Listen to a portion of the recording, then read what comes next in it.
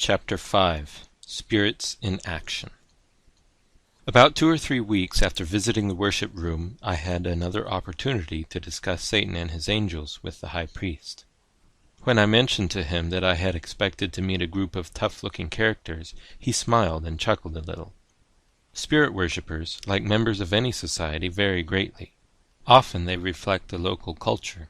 As you travel, you will notice that among people with large illiteracy, superstition prevails. They will employ the most degrading forms of worship. The spirits in such cases delight in leading people that way, because they know it hurts their great rival, Christ. He claimed that he would draw all men to himself, but the spirits have proven him wrong over the centuries, innumerable times. Millions upon millions have gone to the grave without so much as having ever heard of his name, much less believing in him. As the priest talked, he rose from his desk chair and began pacing the floor. He folded his hands behind his back and kept staring at the floor, occasionally glancing up at me. As for us here in Montreal, we find ourselves, in a way, at the brighter end of the spectrum. Nature has invested us with mental faculties far above those of the millions inhabiting this area. That is why the Master has gone out of his way to acquaint us with the reality of things in the spirit world. He has a special work for each one of us. And stop looking at me as if you don't believe me. Undoubtedly, my face had shown my shock at what he had said so far. Pardon me if I have offended in any way, I told him. I do believe what you have said, but I have much to learn about the Master's will. All I have witnessed here in your house of worship is so new and different from what I was brought up to believe.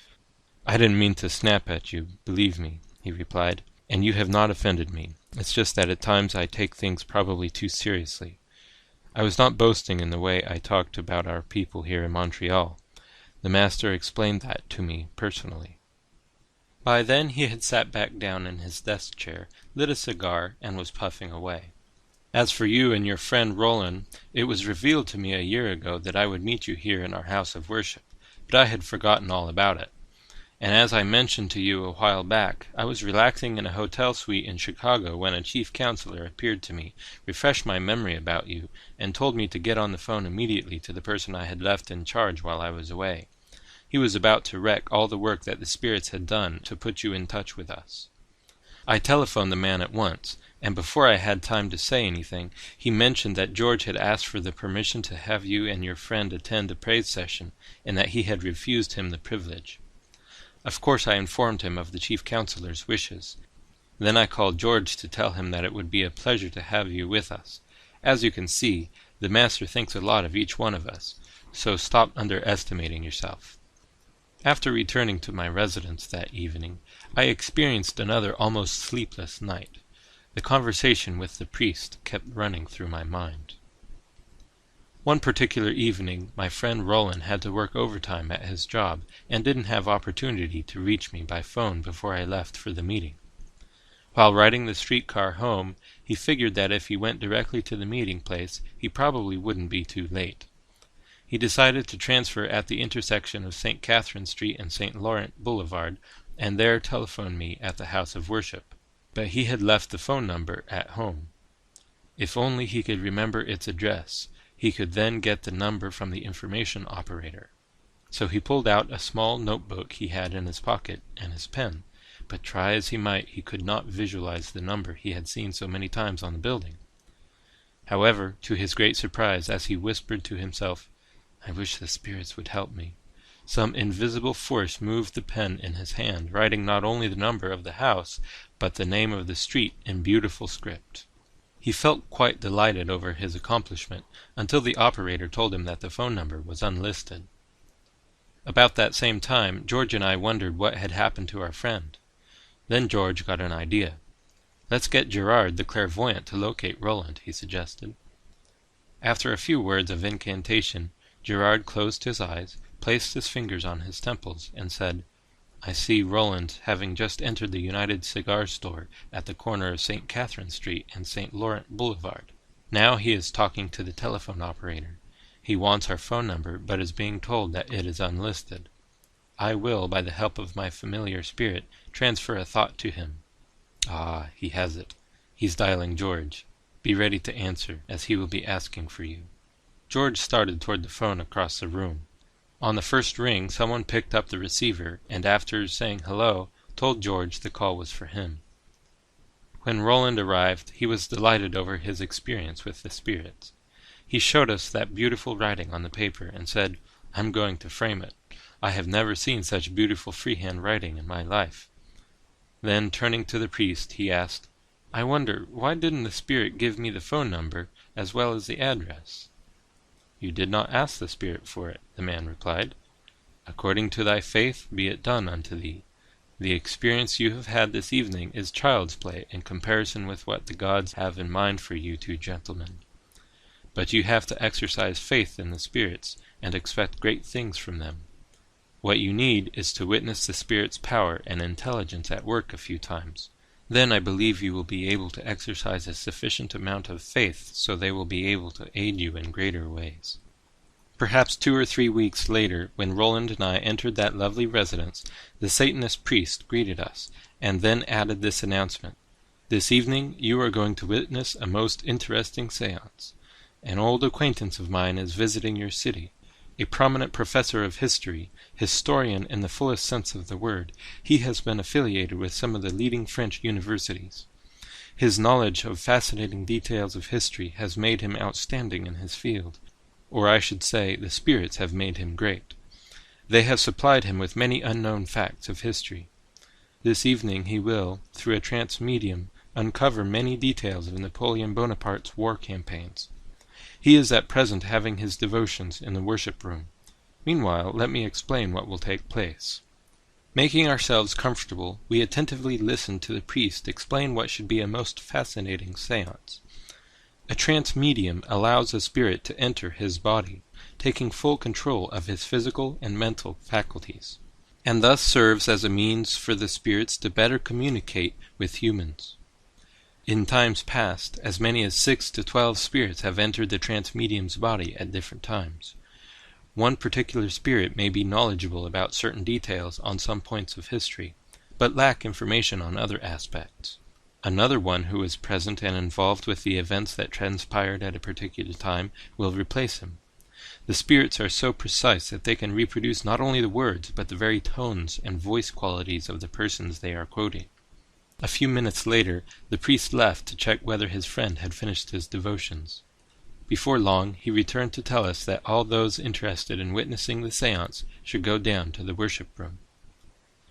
The priest introduced the visiting historian to the assembly, then asked for 6 volunteers to come forward. The spirits would choose one of them as their channel of communication for the evening. The 6 individuals stood before the priest, who invoked the gods to manifest their great powers to us by having the spirits who had directed and assisted Napoleon Bonaparte in his military campaigns reveal the details requested by the visiting historian. While the priest was performing a short ritual, a spirit entered the body of one of the men and began to talk.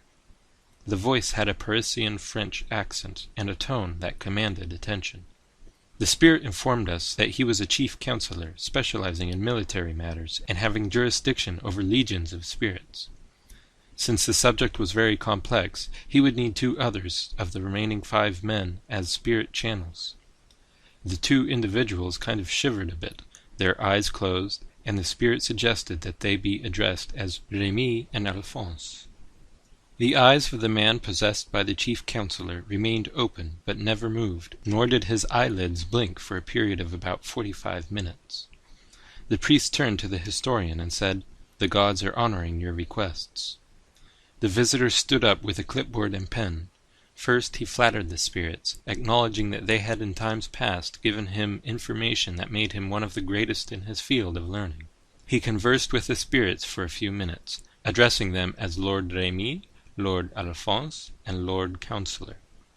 Then he asked question after question, and without hesitation the answers came. At one point the interview referred to a certain conversation between Napoleon and one of his commanding officers. The chief counselor stated that it would be preferable for Alphonse and Rémy to reproduce the dialogue that took place between the 2 men for the sake of accuracy. The voices changed completely, as if 2 different individuals were talking. Turning to George, I said, "This is fantastic." With a smile, George replied, "If you think this is impressive, wait till you hear the spirits reproduce the voices of people you knew who have been dead a long time. That really blows one's mind." The historian, having had all his questions about Napoleon Bonaparte's war exploits answered, then informed the chief counselor that he needed additional information concerning a speech Mayor Camille Eudes made on the steps of the Montreal City Hall just before Canada entered World War II. The chief counselor commented that he and his aides could not help him since they had carried out all their activities in Europe, but that after their departure another counselor would take his place and supply what he wanted to know. The bodies of the latter two men chosen as mediums shivered, their eyes opened, and in their own voices they asked how long they had been a part of the spirit's communications. As for the man occupied by the chief counselor, he shook a little, his eyes closed and opened again, and another spirit said, "It is my pleasure to assist you in revealing the unknown. I was present when Mayor Camille Eudes made his speech against the conscription of French Canadians into the armed forces. What would you like to know?" The historian again stated his appreciation to the chief counselor for the continual guidance of the spirits in his life. Due to the fact that no one was present who could make a shorthand account of Eudes' speech, many different versions now circulate. Noble counselor, do you have any way of clearing up the matter for us? I am glad to give you a word-for-word reproduction of Mr. Eudes' speech. What happened next amazed me beyond my ability to explain. I could hardly believe my ears. There it was, a voice I had heard on the radio probably hundreds of times over a number of years. Camille Eudes was a hotly controversial politician. He never hesitated to voice his opinions regarding anyone or anything. In the late 30s, Camille was a hot topic for the French news media. His activities as mayor of Montreal constantly made the news. Radio stations recorded his speeches and comments and replayed them over and over, so his voice was easy to recognize. And now I heard that familiar voice again, but this time reproduced through the agency of a demon spirit. We listened to it for about 20 minutes. Some time ago I mentioned the experience to someone, and the individual said that it could have been the departed spirit or soul of Camille giving the speech. However, at that time Camille was well and alive. He did not die until the 12th of September, 1958. Like the demon spirit had said, it was a reproduction of Mr. Eudes' voice and words. That evening, as George drove us home, he stated his belief that when a person dies, he or she is completely dead, and that when people claim to hold communication with the spirits of the dead, it is actually demon spirits impersonating their departed loved ones. At that time I found his statement interesting, but did not give it a great deal of thought. George did not want to enlarge upon the subject, but instead mentioned that we should have the priest explain the matter to us when time would permit. It so happened that the following Sunday evening we discussed the topic with the priest. He gave Roland and me an interesting account of demon spirits impersonating the dead, seeing it as an illustration of their cleverness in misleading humans. I got the impression that the man received great delight and satisfaction from recounting particular instances when the spirits had deceived great leaders. The priest also alluded to 3 or 4 biblical accounts, but since I had no knowledge of the Bible at the time, it did not impress me except when he mentioned as a masterpiece the experience of Saul, king of Israel, and the witch of Endor. He stated how the spirits had led Saul to rule his life by listening to his feelings instead of the word of his God, and how they completely separated him from the Creator by causing him to commit a great abomination in the sight of the God of the Hebrews, and by that means actually accomplished his destruction. No greater glory could our Master bring to himself at that time in history than to lead the chief executive of the nation of Israel to bow himself before a demon spirit in the sight of all the inhabitants of the galaxies. The man said that demonic spirits have worked through the centuries to convince people to accept the concept that human beings have an inherently immortal soul. He explained how spirits have taken great delight in impersonating dead loved ones or famous people, all in an attempt to persuade humanity that the human personality does not perish with the body. Explaining why humans so easily accept the idea that they live on after death, he explained that a powerful change occurred in their intellect after Adam and Eve believed Satan's deception. Distrust and unbelief toward the Creator became part of their nature, he said. On the other hand, it became part of their mental fiber to respond to the voice of our Master and his spirit associates. The priest surprised my friend and me when he declared that a belief in life after death was a form of idolatry through necromancy. In fact, I nearly fell off my chair when he claimed that demonic spirits were continually defiling Christian churches by luring millions of Christians into a form of spirit worship that leads them into idolatry without their even realizing it. Contrary to popular belief, he continued, necromancy does not just consist of conjuring up the spirits of the dead to communicate with them. Because human beings are totally mortal and do not possess an immortal soul, necromancy has inherent in it the idea that the dead actually enter a higher existence than they had when they were alive. According to the great master, the spiritualist priest explained, people do not even have to seek help from the supposed spirits of the dead to find themselves enmeshed in necromancy. Belief in life after death in itself, he argued, constitutes necromancy. It allows demon spirits opportunity to impersonate the dead. When people believe their lies, it brings the Master the respect and reverence due his great and glorious name. Also, it amuses and pleases the spirits that they have led people into idolatry. As the priest went on exalting Satan and his wisdom, a great sadness filled me. My heart actually ached as I recalled the devotion of my parents and grandparents to the memory of their dead relatives. They had sacrificed and denied themselves much to set aside money to have masses celebrated to shorten the period of time those souls would have to spend in purgatory before they entered celestial bliss. When I realized that all that sacrifice had been in vain, the shock was almost as great as what I had felt when my mother died. The following Sunday, the Spiritist priest gave a message he entitled, Christian Idolatry. It covered in much greater detail humanity's condition in death, and explained how demonic spirits established and maintained the belief in purgatory to turn the minds of millions away from Christ. The speaker bragged about the advantage spirits have over the Creator when it comes to getting people to believe something. The Creator, the priest said, cannot lie, and he does not sway people's feelings to get them to believe his word. On the contrary, he wants them to accept it because they trust him to tell only the truth. On the other hand, spirits can lie, and take advantage of the fact that human beings listen to their feelings when it comes to deciding on the direction of their lives. Spirits make full use of that weakness by causing people to feel strongly about things the spirits want them to believe. They fill the human mind with erroneous thoughts. People naturally accept such ideas, and always will.